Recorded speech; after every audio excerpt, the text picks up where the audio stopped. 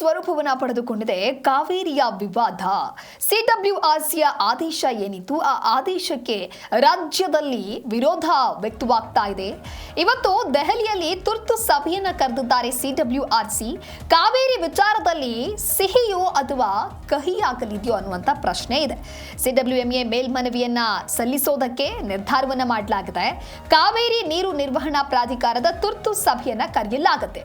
ಯಾವಾಗ ಒಂದು ಆದೇಶ ಹೊರಬೀಳುತ್ತೆ, ಆ ಆದೇಶಕ್ಕೆ ಸಂಬಂಧಪಟ್ಟಂತೆ ದೊಡ್ಡ ಮಟ್ಟದಲ್ಲಿ ಆಕ್ರೋಶ ವ್ಯಕ್ತವಾಗುತ್ತೆ, ವಿರೋಧ ವ್ಯಕ್ತವಾಗುತ್ತೆ. ಈ ಒಂದು ಹಿನ್ನೆಲೆಯಲ್ಲಿ ತುರ್ತು ಸಭೆಯನ್ನ ಕರೆಯಲಾಗಿದೆ. ಹಾಗಾದ್ರೆ ಇವತ್ತು ನಡೆಯುವಂತಹ ಮಹತ್ವದ ಸಭೆಯಲ್ಲಿ ಇನ್ಯಾವ ರೀತಿಯಾದಂತಹ ನಿರ್ಧಾರ ಆಗುತ್ತೆ ಕಾದು ನೋಡಬೇಕಾಗುತ್ತೆ. ಮಧ್ಯಾಹ್ನ 2:30ಕ್ಕೆ ದೆಹಲಿಯಲ್ಲಿ ಆರಂಭವಾಗುವಂತಹ ಸಭೆ ಇದು. ಕಾವೇರಿ ನದಿ ನೀರು ಹಂಚಿಕೆಯ ವಿವಾದ ತೀವ್ರವಾದಂತಹ ಸ್ವರೂಪವನ್ನು ಪಡೆದುಕೊಳ್ತಾ ಇದೆ.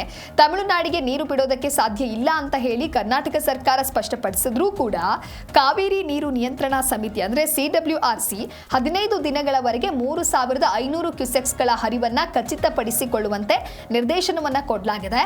ಈ ನಡುವೆ ಕಾವೇರಿ ನೀರು ನಿರ್ವಹಣಾ ಪ್ರಾಧಿಕಾರ ತುರ್ತು ಸಭೆಯನ್ನು ಕೂಡ ಕರೆದಿದೆ. ಅಧ್ಯಕ್ಷರ ನೇತೃತ್ವದಲ್ಲಿ ಈ ಒಂದು ಸಭೆ ಆಗುತ್ತೆ. ಹಾಗಾಗಿ ಬಹಳಷ್ಟು ಮಹತ್ವ ಪಡೆದುಕೊಂಡಿದೆ.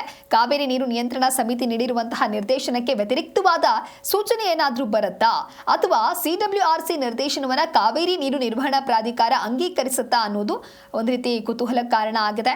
ಯಾವಾಗ ಈ ರೀತಿಯಾದಂತಹ ಸಿಡಬ್ಲ್ಯೂಆರ್ಸಿ ಆದೇಶವನ್ನ ನೀಡುತ್ತೆ, ಅದಾದ ನಂತರದಲ್ಲಿ ದೊಡ್ಡ ಮಟ್ಟದ ಪ್ರತಿಭಟನೆಗಳು ಕೂಡ ಆಗ್ತಾ ಇದೆ. ರೈತರು ಸಾಕಷ್ಟು ಪ್ರತಿಭಟನೆ ಮಾಡ್ತಾ ಇದ್ದಾರೆ, ತಮ್ಮ ಆಕ್ರೋಶವನ್ನ ಕೂಡ ವ್ಯಕ್ತಪಡಿಸ್ತಾ ಇದ್ದಾರೆ. ತಮಿಳುನಾಡಿಗೆ ನೀರು ಬಿಡುವಂಥದ್ದು ಬೇಡ ಅಂತ ಹೇಳಿ, ನಮ್ಮ ಬೆಳೆಗಳಿಗೇನೆ ನೀರಿಲ್ಲ, ಇನ್ನು ತಮಿಳುನಾಡಿಗೆ ಬಿಡೋದು ಯಾಕೆ ಅನ್ನುವಂತಹ ವಾದಗಳು ಕೂಡ ಆಗಿತ್ತು. ಇದಕ್ಕೆ ಸಂಬಂಧಪಟ್ಟಂತೆ ಸಾಕಷ್ಟು ಬಾರಿ ಈ ಹಿಂದೆಯೂ ಕೂಡ ಸಭೆಗಳಾಯಿತು. ಸಭೆಗಳ ಮೇಲೆ ಸಭೆಗಳಾಗಿ ಒಟ್ಟಾರೆಯಾಗಿ ಈ ರೀತಿಯಾದಂತಹ ನಿರ್ಧಾರವನ್ನು ಸಿಡಬ್ಲ್ಯೂಆರ್ಸಿ ತೆಗೆದುಕೊಂಡಿದೆ. ಆದರೆ ಸಿಡಬ್ಲ್ಯೂಆರ್ಸಿ ಆದೇಶಕ್ಕೆ ಇದೀಗ ರೈತರು ಮಾತ್ರ ರೊಚ್ಚಿಗೆದ್ದಿದ್ದಾರೆ. ಒಟ್ಟಾರೆ ಇವತ್ತು ತುರ್ತು ಸಭೆಯಲ್ಲಿ ಏನ್ ಆಗತ್ತೆ ಎತ್ತ ಕಾದು ನೋಡಬೇಕು.